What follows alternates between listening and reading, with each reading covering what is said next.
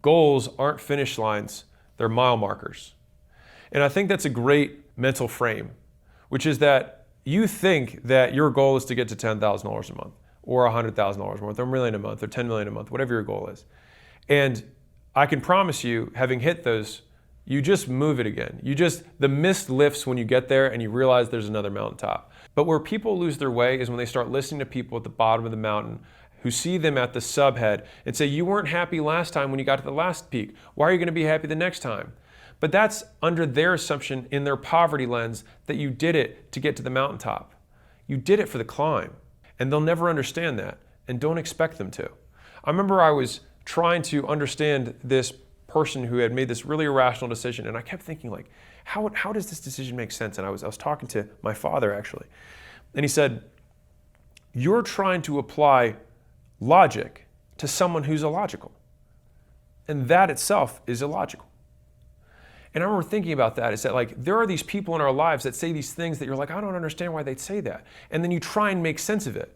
But the effort of trying to make sense of somebody who doesn't make sense is nonsensical. And so if it doesn't make sense to you, ignore it, because they're going to disappear anyways. One of the things that has been true in my life is that the lazy don't know how to start, the losers don't know how to finish, and the legends don't know how to stop. And if I look at that, the lazy, the losers, and the legends, I know which one I would rather be. And I also say that as somebody who doesn't believe in legacy or anything after we die. So this is tactical. Find what works, do more of what works, find the thing that's preventing you from doing more of what works, solve that thing, and get back to doing more of what works. Then repeat.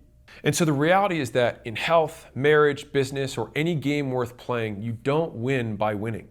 You win by staying alive long enough that you outlast everyone else. So I will give you the advice that I gave a subgroup in school that we picked 100 people who had applied out of 500 plus to basically do a 90-day sprint to help them start a school community. So we wanted to do a more in-depth kind of training, things like that for this special group so that we could see if this new implementation yielded better results.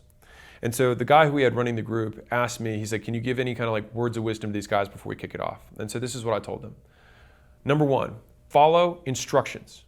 Number two, when you reach something that you don't understand how to do, Google first. Number three, when you figure it out, post it. Others also may have struggled.